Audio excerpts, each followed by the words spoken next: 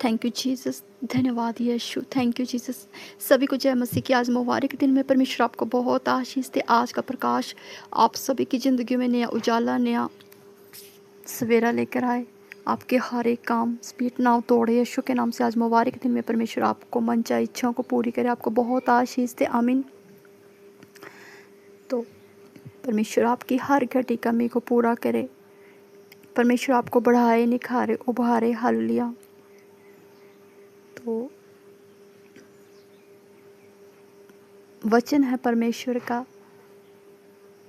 कि जो कुछ तुम प्रार्थना में विश्वास से मांगोगे वो सब तुमको मिलेगा। आमीन।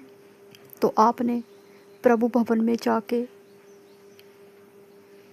और घरों से निकलते वक्त ये सोचना, आज मेरे छुटकारे का दिन है, आज मेरी चंगाई का दिन है, आज मेरी ब्लेसिंग का दिन है। यहोवा मेरे लिए सब कुछ पूरा करेगा। आज मैं प्रभु के भवन से छुटकारे लेकर, चंगाई लेकर, हीलिंग लेकर आऊँगा। हालेलुया।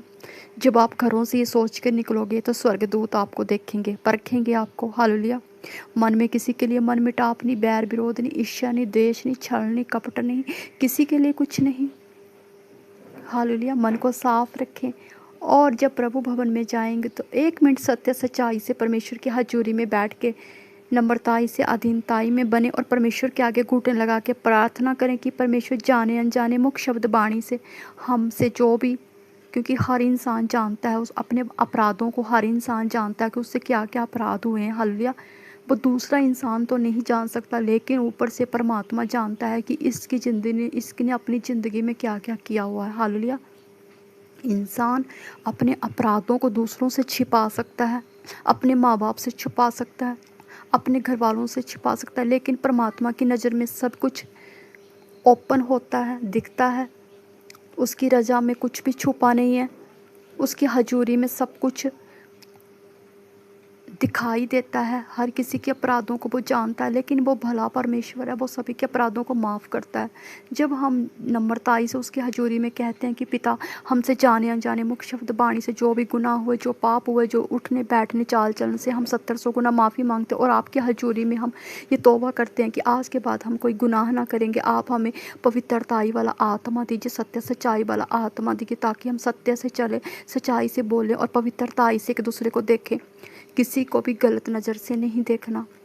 हर किसी इंसान की, हर किसी औरत की इज्जत करनी है।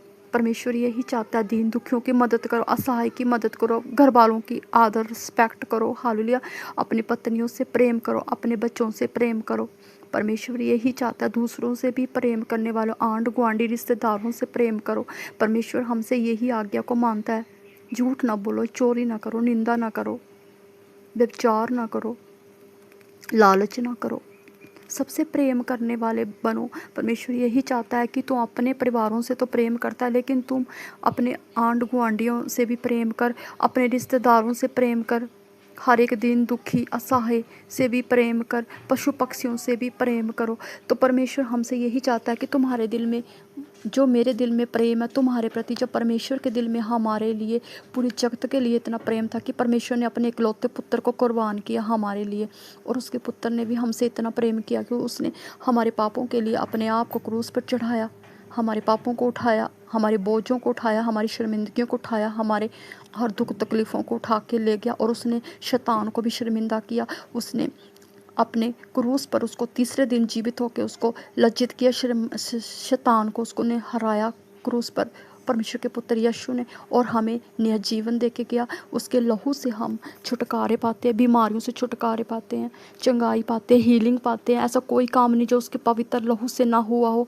उसके पवित्र लहू से हम अपने परिवारों को, अपनी हर एक चीज़ को अपनी प्रोटेक्शन देते हैं। उसका लहू हमें हर एक दुश्मन की चालों से, दुश्मन के बुरे बुरे कामों से बचाता है। हालेलुया। हमें हर एक दुर्घटना, बुरी नज़र से बचाता है, हम बीमारियों से छुटकारा देता है। हालेलुया। तो परमेश्वर यही चाहता है कि मैं पवित्र हूँ, तुम पवित्र बनो। हमें पवित्रताई से परमेश्वर की हजूरी में रहना है, सत्य से बोलना, सच्चाई से चलना। परमेश्वर यही चाहता है कि हमारे दिल में वो अटूट प्रेम हो जो एकलौते पुत्र यीशु ने हमारे लिए किया। परमेश्वर के हालेलुया। और किसी की कामयाबी पर नहीं चलना, क्योंकि अगर कोई दूसरा बंदा आपके आगे कामयाब हो रहा है तो उसकी कामयाबी पर जश्न मनाओ। क्योंकि अगर आप किसी की कामयाबी पर जश्न मनाओगे ना, तो सच में आपकी कामयाबी भागती हुई आपके पास आएगी, जो आपकी ब्लॉकेज है वो खुलेगी। अगर हम किसी की कामयाबी पर उछलते हैं, कूदते हैं, नाचते हैं, तो रियली हमारी ज़िंदगी में बड़ी बड़ी गुड न्यूज़ आती हैं, क्योंकि परमात्मा बोलता है कि तेरी ज़िंदगी में तो ब्लॉकेज है, तू फिर भी दूसरों की ज़िंदगी के लिए जश्न मना रहा है, तू उसकी ज़िंदगी के लिए मतलब अपने आप को एक हैप्पीनेस में ले रहा है, तो दूसरों की खुशी में शामिल हो रहा है। तो तेरी खुशी में शामिल होने के लिए मैं ढेरों लोगों को इनवाइट करूँगा, निमंत्रण करूँगा, और तेरी ज़िंदगी में भी खुशियों का आगमन होगा। तो परमेश्वर जो दूसरों की ज़िंदगियों के लिए खुशियों को मनाते हैं, जो दूसरों की खुशियों में शामिल होते हैं, तो परमेश्वर उनकी ज़िंदगियों में शीघ्रतम खुशियों को लाता है, हैप्पीनेस को लाता है। बैड न्यूज़ उनकी ज़िंदगियों से कैंसिल होते हैं। हालेलुया। तो हमें हर परिस्थिति में परमेश्वर का धन्यवाद करना है। ये नहीं कि बुरी परिस्थिति आ रही है, आप परमेश्वर में 5, 6, 7 साल से हो या 2 साल से, जितने भी यानी भी आपकी, है ना, तो आप परमेश्वर को कुड़कुड़ा रहे कि परमेश्वर मैं तेरे साथ हूँ, मैं सत्य से चला हूँ, सच्चाई से चला हूँ, 5 साल से, 6 साल से, फिर भी तो मेरी नहीं सुनता। लेकिन नहीं, हमें स्थिरता में, अधीनताई में बने रहना है। तो परमेश्वर ने लिखा है कि जो स्थिरता में, अधीनताई में, जो स्थिरता में बना रहेगा, अधीनताई में, उसको वो जीवन का मुकुट देगा। हालेलुया। उसको अपने पिता दाऊद के सिंहासन पर बैठाएगा।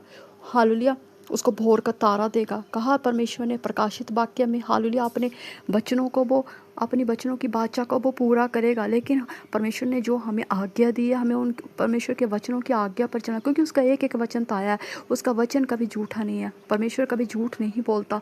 वो समय और उचित समय आने पर आपको बढ़ाएगा, निखारेगा। उचित समय आने का, हर एक चीज़ का उचित समय होता है। जैसे किसान खेत में फसल उगाता है ना, तो 6-7 महीने के बाद कटने का समय आता है। एकदम से तो नहीं किसान आज फसल बीज बीज को डाल के आ गया खेतों में, तो कल वो कटनी डालेगा, या तो कल खेत बड़ी, या तो कोई पेड़ पौधा बड़ा हो जाएगा। एक पेड़ को जब लगाते हैं, बीज डालते, तो पेड़ बड़ा होते कितना समय लेता है।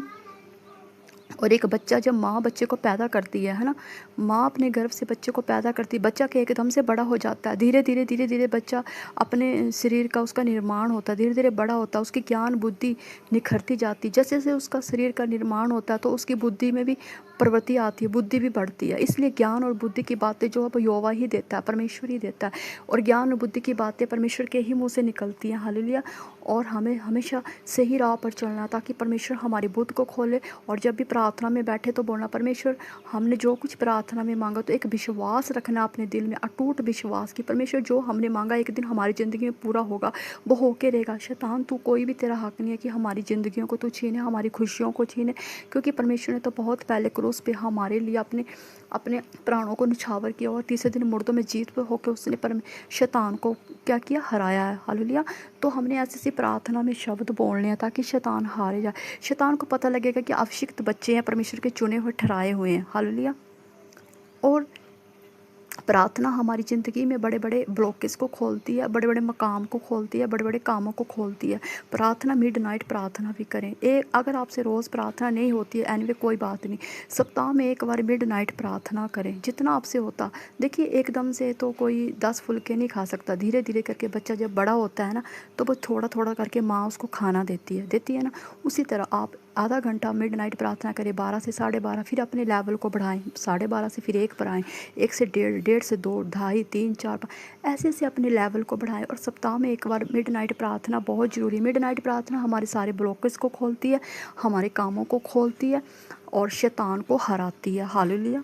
तो मिडनाइट प्रार्थना का मतलब बताती हूँ। मिडनाइट प्रार्थना, रात के वक्त प्रार्थना जो की जाती है, उसको मिडनाइट प्रार्थना बोलते हैं। जो रात को 12 से 2:30 बजे तक, 12 से 5, 5:30, जितना आपका लेवल, जितना आपका सिर लो करता है, हालेलुया, प्रार्थना में बैठे, है ना। क्योंकि हमें थोड़ी, अगर नहीं बैठ सकते, आपका सिर लो नहीं कर रहा, आपको सिर में बॉडी में वीकनेस है, तो देखिए, जब परमेश्वर का पुत्र यीशु प्रार्थना करने गया था, तो उसने अपने दासों को बोला, पतरस और भी दास थे उसके, तो बोला प्रार्थना में बैठो मेरे साथ, लेकिन वो फिर भी सोए रहे। जब परमेश्वर का पुत्र यीशु